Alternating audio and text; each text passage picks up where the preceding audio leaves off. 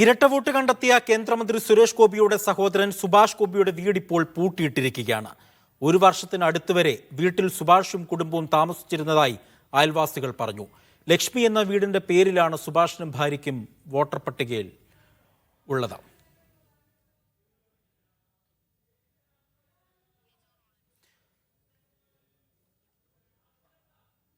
ലിജോ തയ്യാറാക്കിയ റിപ്പോർട്ടിലേക്ക്.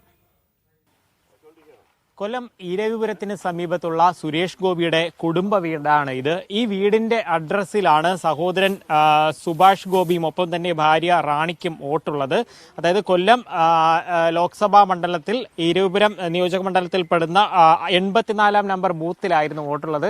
കാരണം അവരുടെ വോട്ടേഴ്സ് ലിസ്റ്റിനകത്ത് ആ പേര് കൃത്യമായി രേഖപ്പെടുത്തിയിട്ടുണ്ട്. വീട്ടുപേരെന്ന് പറയുന്നത് ലക്ഷ്മി എന്നാണ്. ഈ പേരിൽ തന്നെയാണ് അവർക്ക് രണ്ടുപേർക്കും വോട്ടുള്ളത്. 1114 ക്രമനമ്പർ എന്ന് പറയുന്നത് റാണിയുടെയും ഒപ്പം തന്നെ 1116 എന്ന് പറയുന്നതാണ് സുഭാഷ് ഗോപിയുടെയും ഈ കൊല്ലം ജില്ലയിലുള്ള വോട്ടർ പട്ടികയിൽ അവരുടെ വോട്ടെന്ന് പറയുന്നത്.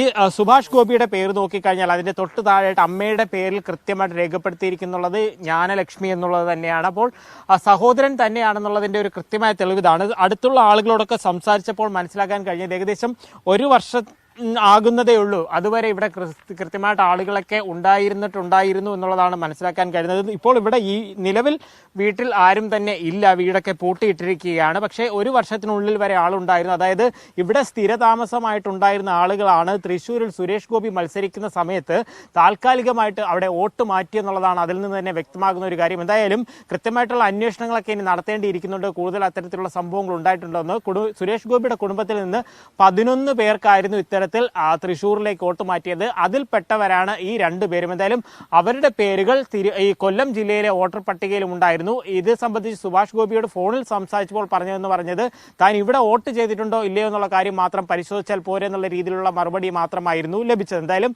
അന്വേഷണങ്ങൾ കൃത്യമായി നടക്കുക തന്നെ വേണം. കൊല്ലത്ത് നിന്ന് രതീഷ് മാടമ്പിശേലിനൊപ്പം ലിജോ റോളൻസ്, മീഡിയ 1.